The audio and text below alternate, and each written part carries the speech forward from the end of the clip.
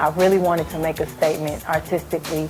I wanted to show my growth vocally and as a writer, from a young lady to a woman.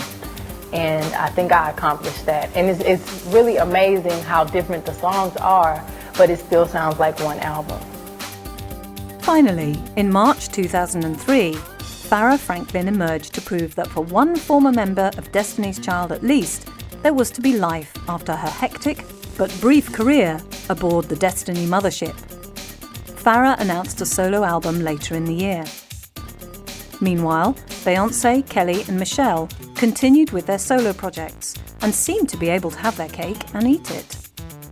Their show in the closing weeks of 2002 had proved that they still had their eye on the ball as far as the group was concerned, and they could each enjoy time in the spotlight in their own right. It was announced that Beyoncé's album had been scheduled for release in June. Beyoncé was busy recording in Miami, and Matthew promised even more interesting collaborations.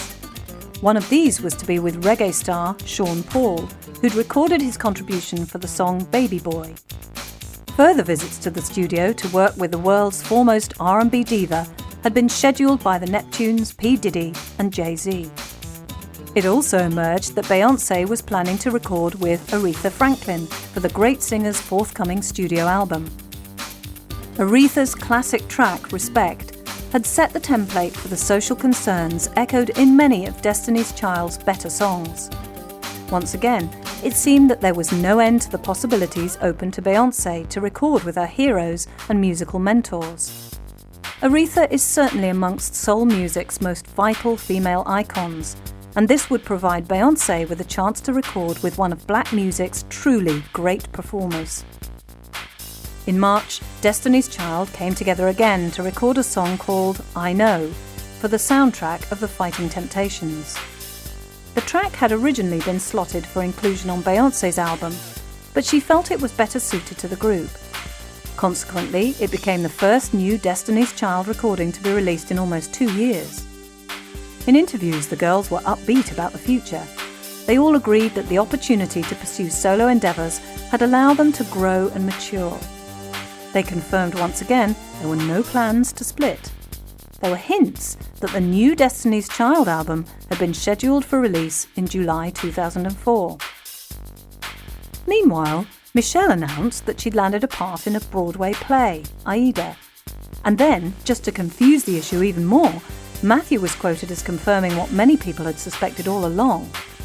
In the run-up to the release of Beyoncé's album, he announced that when Destiny's Child finally reconvened the following year, Beyoncé's sister Solange would be added to the group, making them a four-piece once again. With so many rumours flying about, it was hard to know what to believe. But to take Solange on board had seemed like the logical move ever since she'd stood on stage for Kelly when the singer had broken her toe. It also made sense to keep any new developments within the family fold, thereby avoiding a repeat of the unfortunate debacle with Farrah Franklin. Finally, Beyoncé's album was ready and was delivered as promised in June 2003. It sold over 180,000 copies in its first week of release and was rewarded with favourable reviews.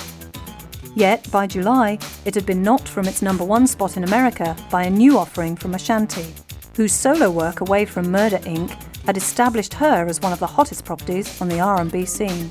And then, in August 2003, just when you thought you'd finally got some idea of what was happening at Camp Destiny, Beyoncé squashed Matthew's announcement that Solange would join the group.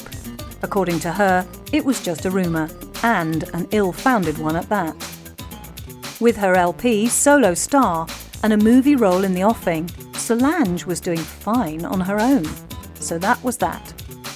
It was confirmed that when Destiny's Child finally re-emerged, they would remain as the three girls the world had grown to know and love.